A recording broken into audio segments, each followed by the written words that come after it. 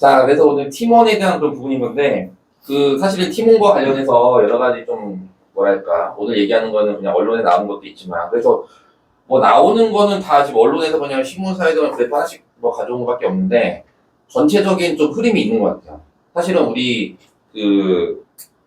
일본 같은 경우에도 커머스 시장이 그래도 일본이 이제 디지털화가 안 됐어도 글로벌로 따지면 4위거든요. 5위가 이제 우리 한국이고. 근데 문제는 한국이 훨씬 더 작은 인구수로 일본에 거의 육박하는 거래액을 하고 있는 거고, 일본은 이제 훨씬 더 많은 인구에도 그거밖에 못 하고 있는 건데, 조만간 이제 한국이 좀 추월할 수도 있겠죠. 거래액 자체로는. 뭐 그런 환경이 있는데, 문제는, 사실은 거의 모든, 여기 중국이 국적이신 분 없으시죠? 중국이 배우자이거나. 그냥 진짜 국수주의적인 비즈니스 관점에서 봤을 때, 거의 지금 최근 3, 4년 동안 벌어지는 모든 일들의 뭐랄까 그런 나비효과의 모든 초창기 시작을 찾아보면 다 이놈의 중국 때문이 그래요. 코로나하고 시커머스 딱 두 개로 다 모든 게 연관돼가지고 막 흘러간다. 연관돼. 근데 지금 대한민국에서도 최근 작년에 최근 1년 동안에 한국 사람들 가장 많이 이제 사용자가 늘어난 앱 1위가 알리익스프레스하고 테무라고 하는 그런 앱인 거죠. 근데 대체적으로 아까 네이버 커머스 얘기 나왔는데, 국내 대부분의 보고서나 어쨌든 리서치나 트렌드 리서치나 이런 데에서 종합물이라고 하는 그런 용어를 써서 네이버를 다 제외를 시켜버립니다. 네이버를. 그래가지고 네이버에는 순위가 잘 없어요. 어떤 순위냐면은, 그래서 이제 어쨌든 지금 되게 어마어마하게 많이 늘어났다라고 하는 얘기고, 엄청나게 폭발적으로. 지금 여기서 우리 같은 경우에는 지금 여기 시커머스를 쓰고 계신 분. 다들 트렌디하셔. 쿠팡을 안 쓰는데 들었어. 진짜 신기한데? 중국 사람 아니야? 중국의 지분인데. 이런 경우는 제가 처음 들어봤어요. 대체적으로 쿠팡을 주로 쓰고, 특히 약간 저가나 좀 약간 어떠한 특정 제품 아니면 이제 보통 이제 SNS 돌아다니는 알리에서 살만한 거, 템을 살만한 거 이런 거 아이템을 좀 주로 사는데, 이렇게 주 쇼핑 채널로 알리랑 템을 하는 사람은 제가 처음 봤습니다. 더군다나 약간 우리 비슷한 나이에서. 어쨌든 아주 트렌디 하시네요. 자, 그렇고, 근데 이제 추후에 가면은, 지금 이제 오늘에 대한 관점에서는 올해 한 상반기? 2024년 초? 근데 문제는 얘네 알리하고 테무에 대한 그런 국내 시장에 대한 이런 부분들도 지금 5월부터는 약간 변화의 조짐이 있어요. 얘네들의 이제 성장률도 한국에서 약간 둔화가 됐고, 또 이 회사하고 이 회사에도 지금 전략적인 변화, 차이점이 생기고, 뭔가 수익성에 대한 문제, 객단가에 대한 문제가 발생이 돼서, 그런 부분들이 좀 시사점이 있는데 오늘 주제가 아니니까 또 나중에 얘기를 드리겠고요. 어쨌든 폭발적으로 미친 듯이 한국 사람들이 중국 이제 종합몰 앱을 많이 쓰면서 지금 지형이 이렇게 바뀌었다. 그러면서 지금 거의 또 바뀌었어요. 사실 태브가 올라오고 쿠팡, 알리, 테무, 그 다음에 11번가 지마켓, 티모, UMF, GS샵. GS샵은 이제 거의 아시다시피 포기 단계이기 때문에 하나씩 철수하는 단계 있다 앞으로 없어진다고 보시면 되는 거고, 물론 이제 편의점 기반으로 해서 로컬 마이크로 그런 쇼핑 커머스를 계속 하겠지만, 어쨌든 종합물에서는 점차 벌어진다고 봤을 때, 사실은 팀원하고 EMF가 이제 Q10 부대표가 이제 올해 초에 이제 계속 이제 연달아 다 인수를 했잖아요. 근데 이 부분이 보시면 아시겠지만 계속 나머지도 마찬가지 쿠팡을 제외하고 나머지가 계속 하락하고 있는 가운데, G마켓이나 11번가보다도 더 체력이 약한 팀원하고 EMF가 브랜드 인지도는 있는 채 미친듯이 실적이 안 좋아진 거예요. 자본 잠식이나 기타 등등. 그러다 보니까 다시 이제 부영매수가 싱가포르에 Q10을 차린 이유는 왠지 아시죠? G마켓을 팔고 나갈 때 이명의 계약이 기업 10년 동안 기업 금지였기 때문에 한국에서 사업을 못 해가지고 싱가포르에 차린 거란 말이에요. 근데 사실은 호시탐탐 한국이나 큐익스프레스로 나사 사나 이런 걸 해서 계속 그런 식으로 사업을 하고 싶어 했던 사람인데, 코로나 터지고 중국 쇼핑몰들이 한국 딱 오면서 얘네들이 미국 쫙 내려오면서 얘네가 기업 가치가 미치지 늘어가면서 얘네들을 공짜로 득할 수 있는 계기가 된 거죠. 사실은 11번가도 작년에 매물로 계속 나와 있죠. 근데 기업 가치가 한 5천억 정도 되는데 Q10이 5천억 정도의 돈을 투자해서 살 여력이 없었던 거예요. 진입했다가 사진 못했어요. 그래서 어쨌든 그런 부분인데, 어쨌든 아니 G마켓 같은 경우에는 그리고 이제 팀원하고 EF가 이제 기업 가치로 떨어졌는데 문제는 여기서 얘네들을 어떻게 인수했냐? 돈을 안 들이고 인수했습니다. 돈을 안 들이고. Q 익스프레스가 전반적으로 큐텐그룹에서 실적이 가장 좋고 알짜 회사인데 여기와의 지분 수합으로 우리 거 주고 니네 거 주고 받고 하는 식으로 해서 경영권을 확보해가지고 인수를 해버려요. 근데 이 상황에서 이제 인터파크나 뭐 AK몰 같은 경우에는 5억에 인수를 했었고.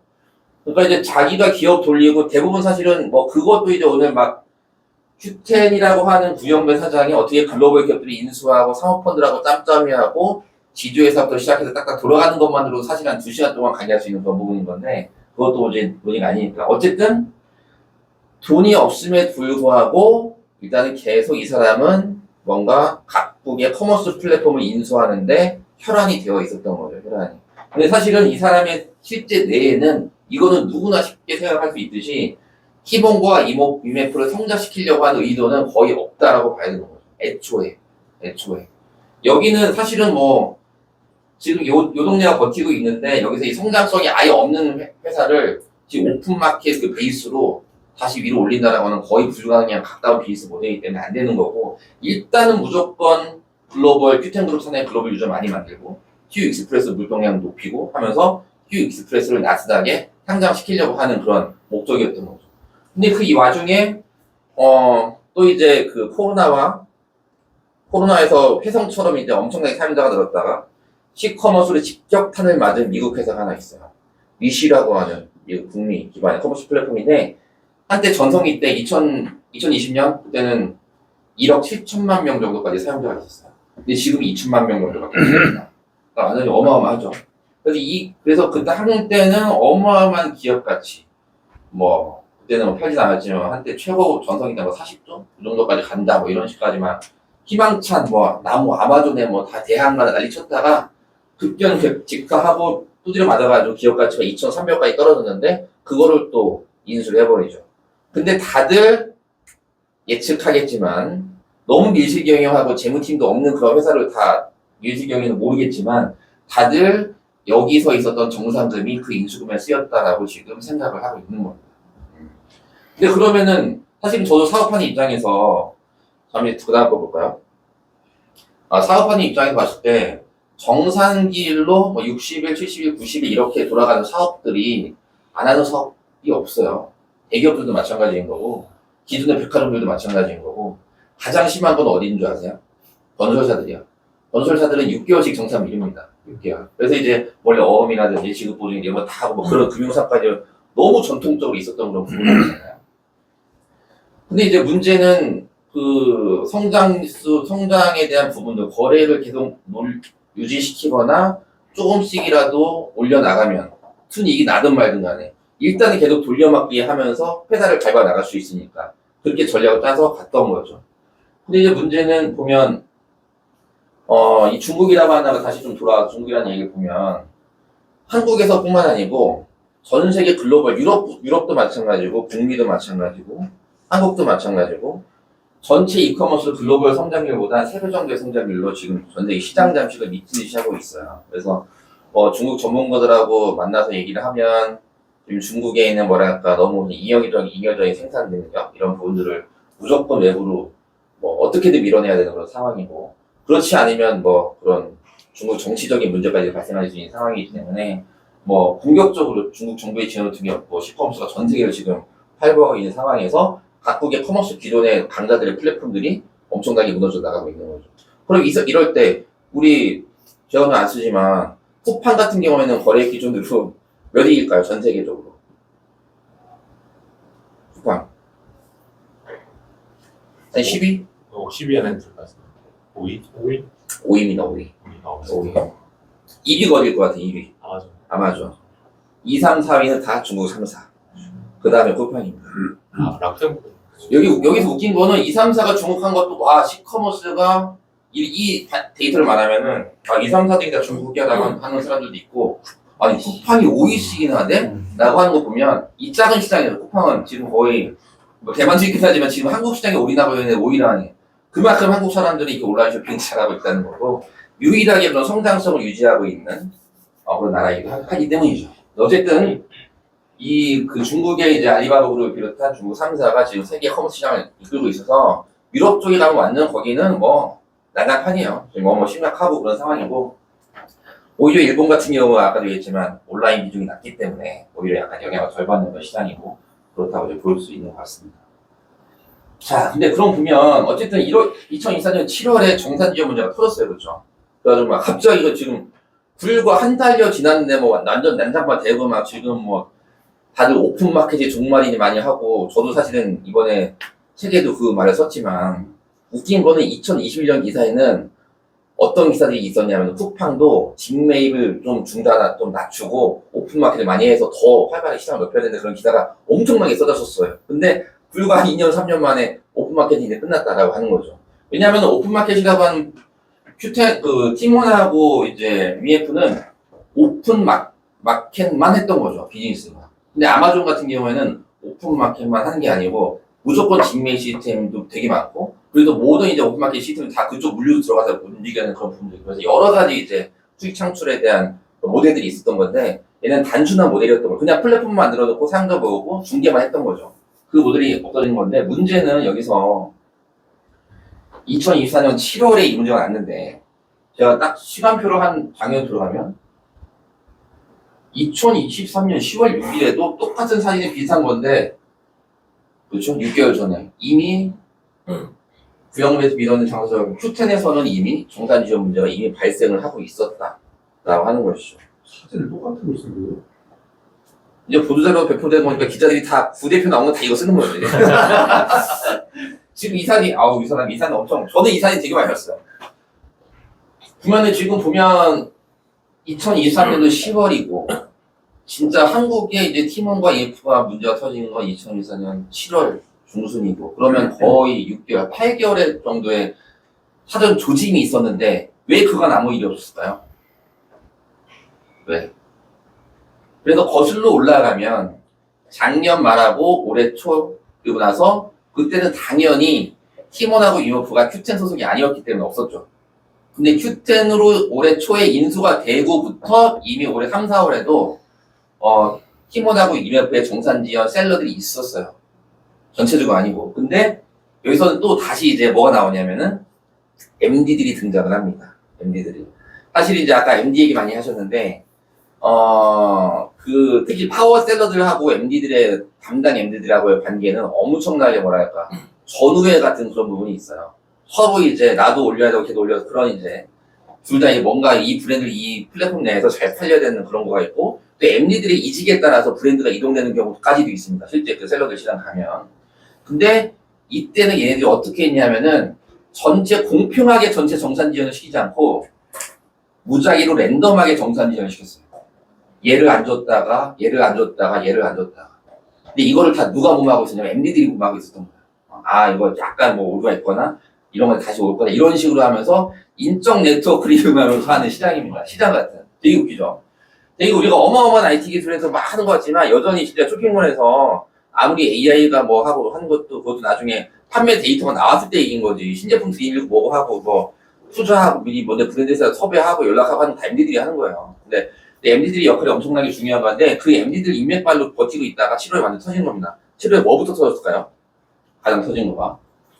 네. 자, 이게 그 기사 중에 하나예요. 딱 티몬이 7월 터지기 전에 5월, 6월 달에 어떤 짓을 했냐면은 쇼핑몰에서 쓸 수 있는 캐시를 미리 사면은 할인해주는 혜택을 해가지고 종이금을 싹 닦기 시작해요. 그리고 이제 여기는 얘네 피해자들 나오죠. 해피머니하고 컬처랜드 상품까지도 이제 뭐 10%씩, 뭐 5%에 10%씩 할인하는 그런 것들. 얘네들도 한때 여기어도 네이버에서 못 쓰게 했었던 시절이 있었죠, 얼마 전에. 그래서 상품 같은 거 다 미리 판매를 해서 돈을 땡겼는데, 이거 순서 잡히네. 실제로 보니까 이제 그 7월 여기가 문제가 터지고, 문제가 전이고, 알았던 거죠, 경영진은. 그죠? 여기서 지금 미친 듯이 상품권 깡을 해가지고 천억대를 땡긴 거예요. 뭔가 지금 돌리는 돈이 답이 안 나오니까. 그러니까 그거 나중에 뒷감당 못하면 다 이제 하는 거죠. 근데 그게, 일부 이제 셀러들한테 정산이 안 되면서, 특히 대형 셀러들한테. 특히 어느 셀러 위주로 많이 나왔냐? 상품권하고, 항공권하고, 여행 상품인 거죠. 근데 이제 문제는 이 사실은 이 세계는 오픈마켓에서 아주 경영 위기일 때마다 특가 상품을 내면서 현금 흐름을 되살리는 아주 만병통치약 같은 그런 아이템들이었어요. 특히 상품국 같은 경우에는 예전에 그 대형 유통그룹에서도 계속 상품권에 대해서 많이 했었던 부분이 돈이 없으면 상품권 발행하거든요. 돈이 없으면.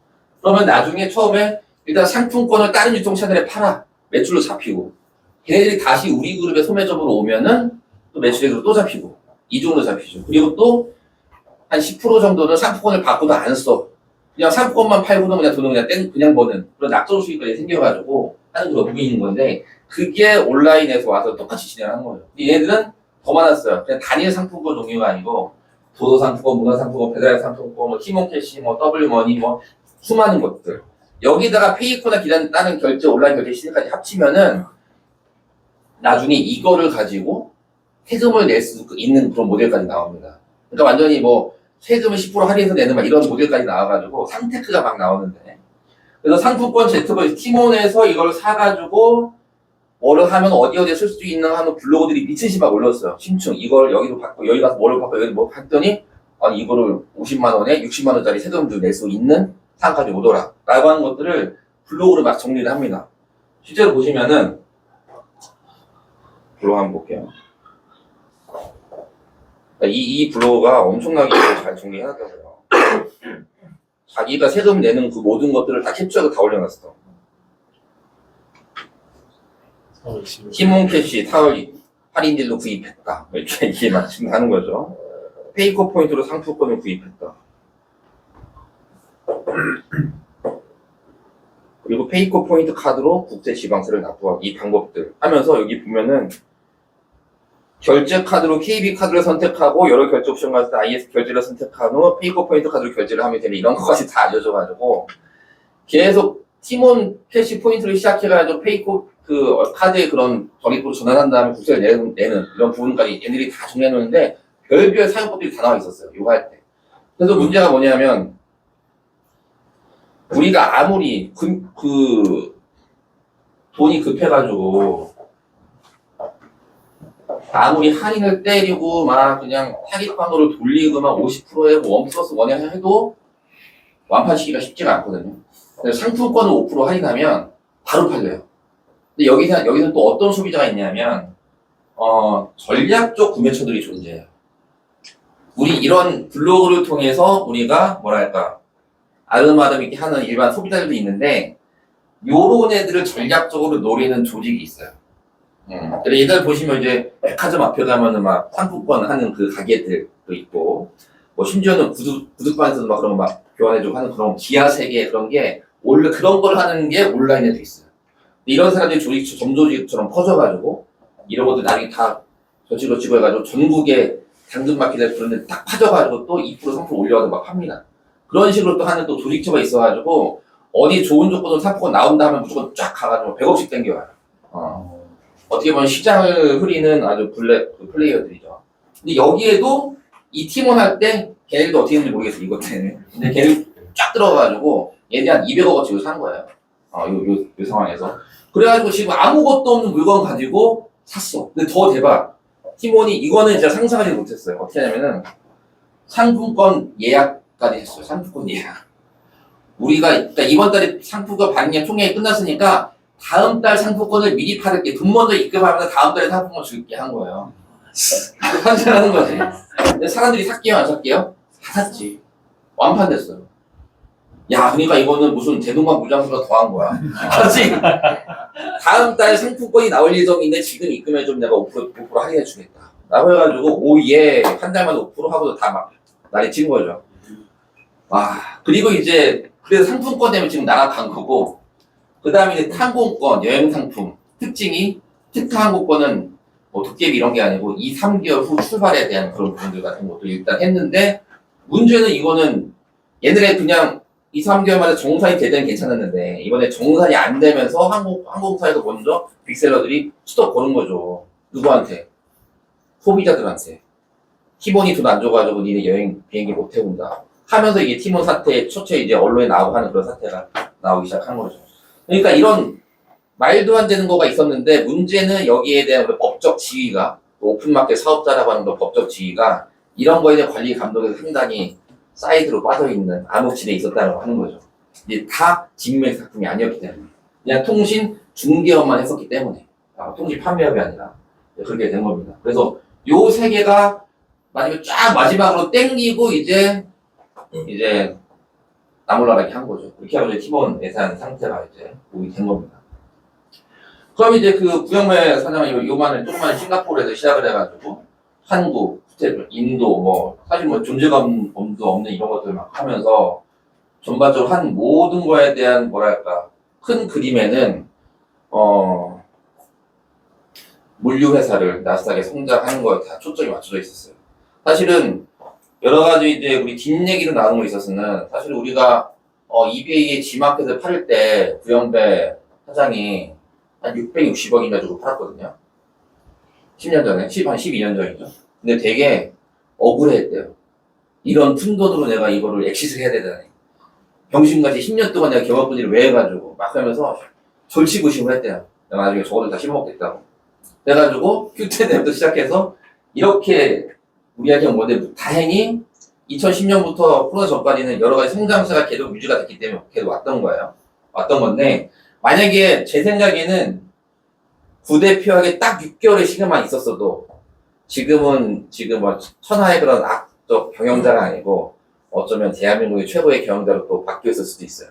그러니까 보면은 최근에 보면 이런 여러 가지 사업에서 보면 네이버 라인에 대한 철수에 대한 그런 일본에 대한 문제도 여러 가지 그런 타이밍이나 어떤 순간적인 변화 뭐 이런 부분에 대해서 많은 것들이 막 이렇게 네이버 회사라고 하는 차원에서 일본에 대한 그런 비즈니스 모델이 많이 변하게 되는 그런 걸 겪는데 이 사람도 우드로 계속 오다가 운빨이 마지막 결승점 직전에 딱 다 한 거예요.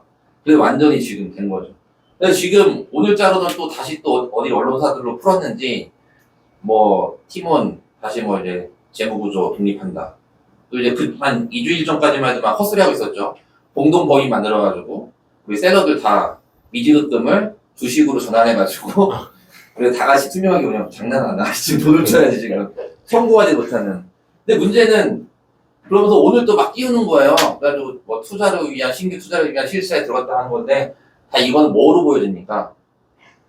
법원에 대항하는 자구 노력을 하고 있다라고 하는 액션이 뿐인 거죠. 언론 플레이고 나 진짜 노력하고 있고 나 의도한 거 아니고 뭐 이런 부분이다 라고 하는 거예요.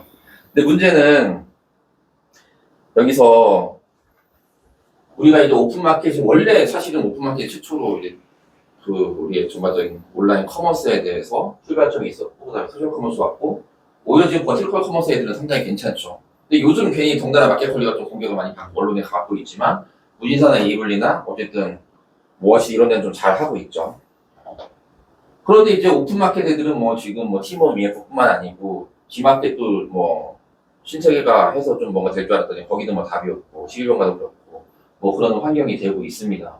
그래가지고 사실은 지금 전반적으로 볼 때는 셀러들이 갈 길이 잃었는데 웃긴 거는 셀러들에 대한 어떤 그런 부분이 아까 네이버에서 글로벌 커머스에 대한 부분을 했지만 실제로는 이게 점차 여러 가지 뭐 쇼피도 그렇고 또 카페24 뭐 글로벌 판매하는 그런 자산을 구축하는 그런 여러 가지 시스템도 그렇고 뭐 인공인도 그렇고 또 알리나 테무에서도 지금 전략적으로 한국 셀러들을 우대하는 그런 지금 여러 가지 전략들을 추진하고 있는 생각도 뭐 당연히 하고 있는 거라서 사실 글로벌 셀링을 하기에는 지금 너무나도 플랫폼이 많고 거기서 내가 취사 선택해야 되는 그런 환경이 있는 거예요. 옛날처럼 어렵지가 않아요. 예전엔 진짜 언어의 장벽이라든지 기타 뭐 계속 물류에 대한 그런 부분도 여러 가지 어려운 부분이 많았는데 물류 회사에서도 계속 뭐 크로스 보더니 아니면 어쨌든 해외에 대한 그런 배송에 대한 그런 부분들 물류에 대한 부분들 점점 해주는 그런 부분이 계속 발달하다 보니까 점차 그냥 1세대 오픈마켓 비즈니스 모델이 혼자 갈 길이 할 게 없는 거죠, 이제 혼자.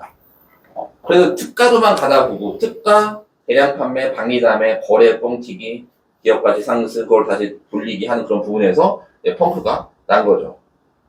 그럼 이제 제가 오늘 말씀드리고 싶은 거는 그럼 어떻게 되느냐, 정리하면.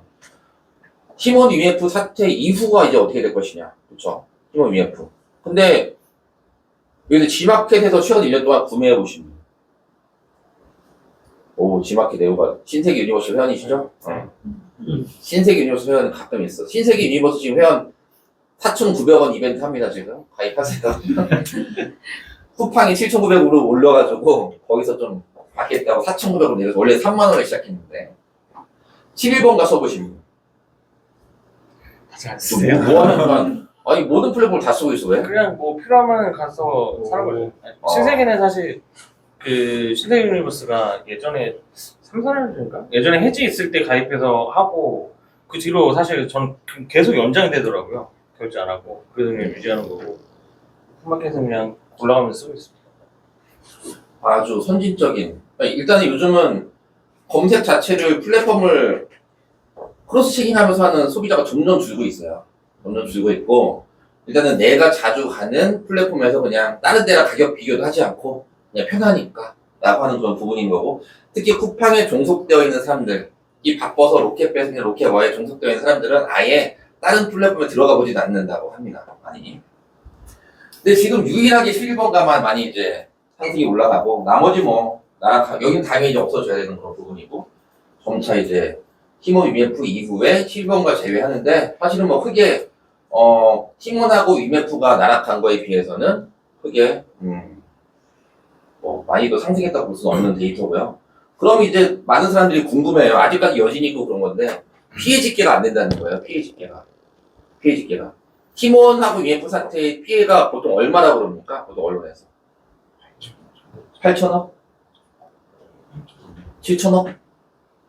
일단 보시면 이거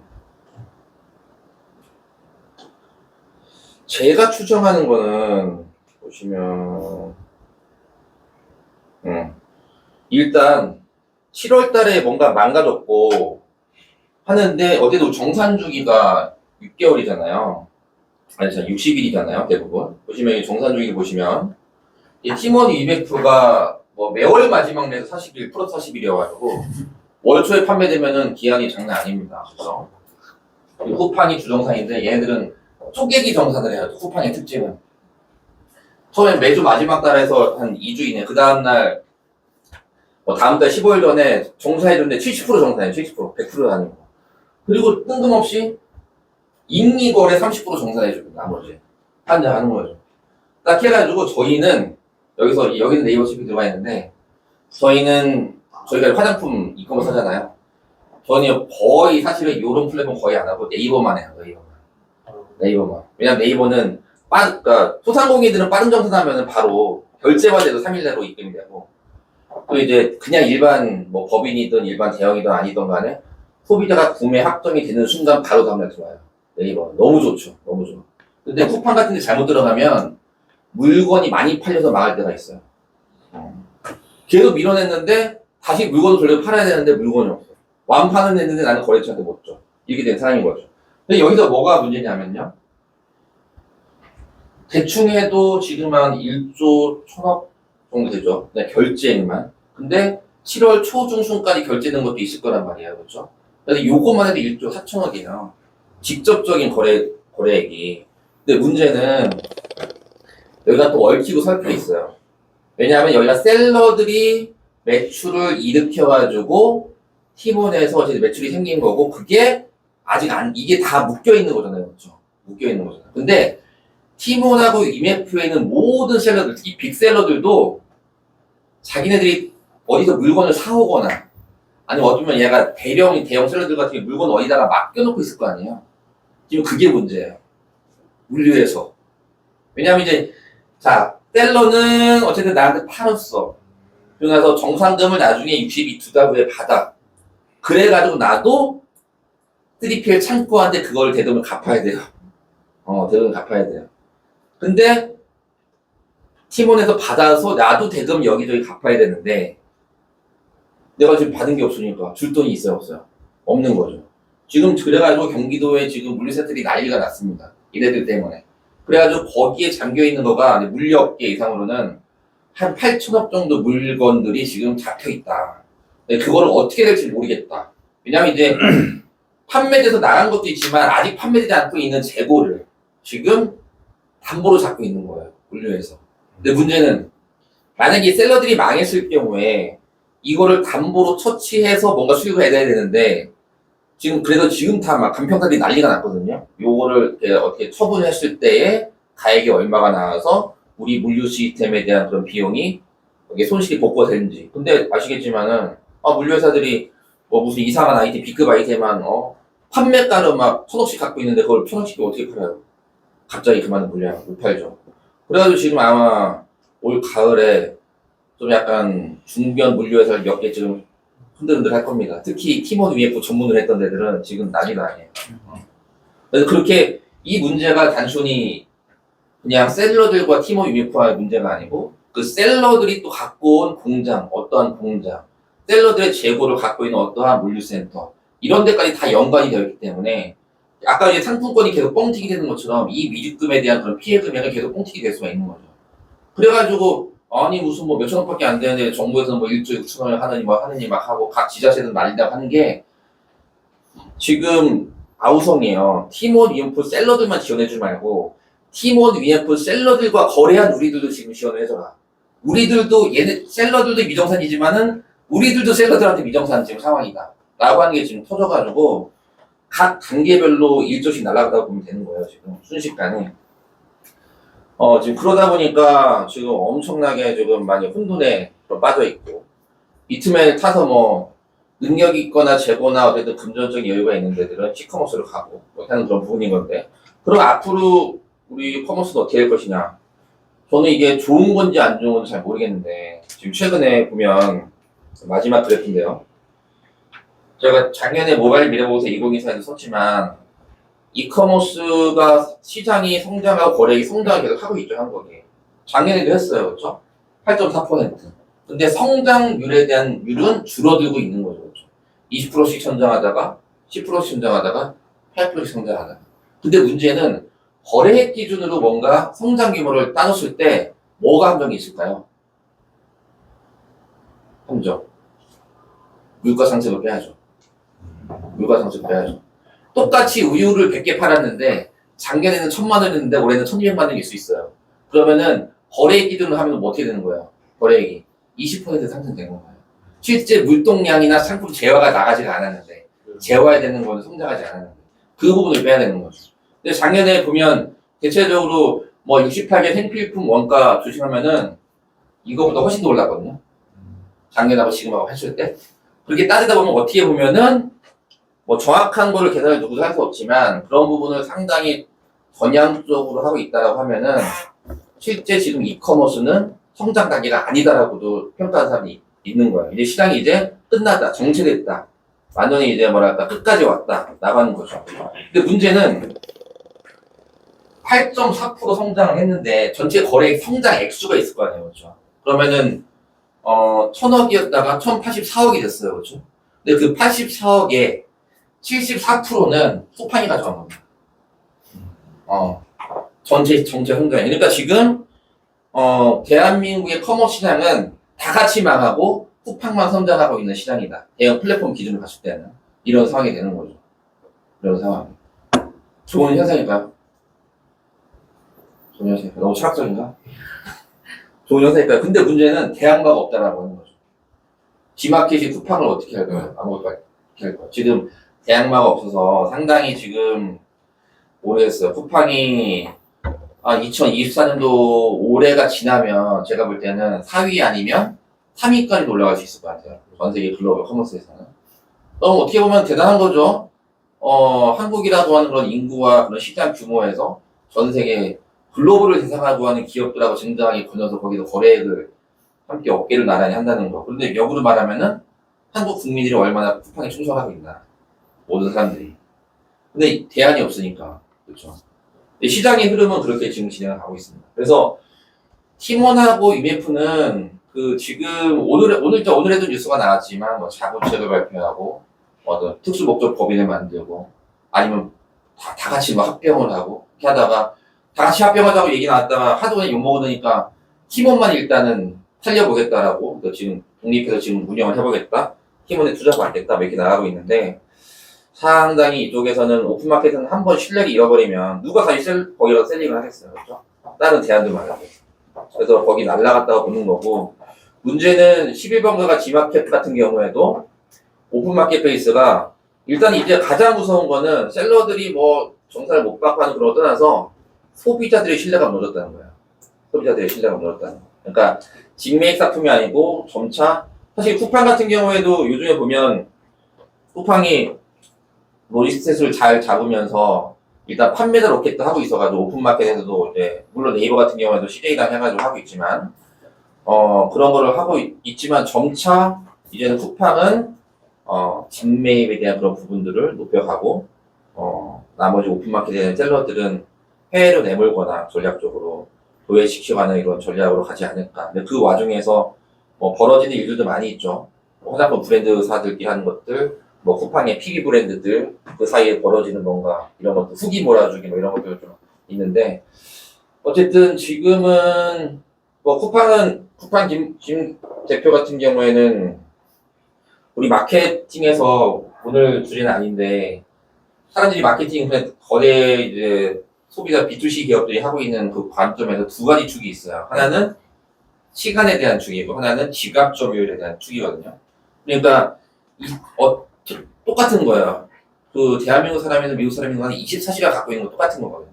그러니까 우리 제품은 한 사람의 24시간 중에 어디에 쓰이는 제품을 팔 것인가가 타겟팅을 하고 들어가는 경우가 많이 있어요. 예전에는 우리는 사람의 8시간 동안 잠자는 시간에 필요한 물건을 만들 거야. 나는 출퇴근하는 시간에 쓰이는 걸 만들 거야. 나는 사무 뭐 이런 거 쓰는 물건 이렇게 시간 점유를 가는 거고요.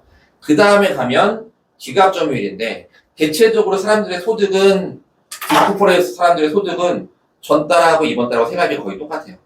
똑같은 급여이거나 사업소득 쭉 가고 거기서 생활비가 계속 돌아 나온 거기 때문에 다만 지금 보시면 우리가 온라인으로 절대 살 수 없는 것들이 있죠. 뭐가 있죠? 집도 있고 차도 온라인으로 사죠. 테슬라도 있고 다 있고. 근데 이제 기름을 못 찾잖아요.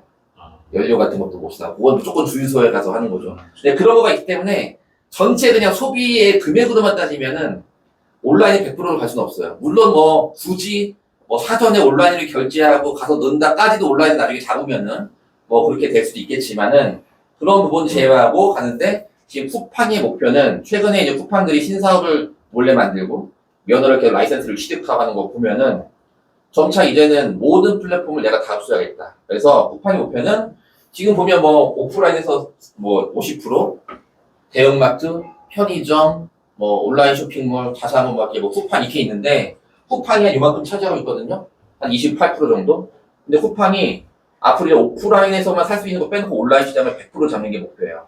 그러니까 하루에도 뭐 학원비도 쿠팡으로 내고, 그렇죠? 여행도 쿠팡으로 가고, 항공권도 쿠팡으로 사고, 핸드통신사 가입도 쿠팡에서 하고, 라고 하는 그런 거가 목적으로 지금 가고 있는 건데, 이 모델이 한국에서 성공하면은 이제 쿠팡에 이제 추후에 아마존과 같은 기업이 될 수 있는 부분도 생길 수도 있겠죠. 가장 중요한 건 쿠팡은 아마존 대비 잘하는 거는 뭔가 한국인의 종특을 되게 잘하고 있는 것 같은 기업이라는 생각이 듭니다. 오늘 발표 여기까지 하겠습니다. 쿠팡이랑 네이버랑 이렇게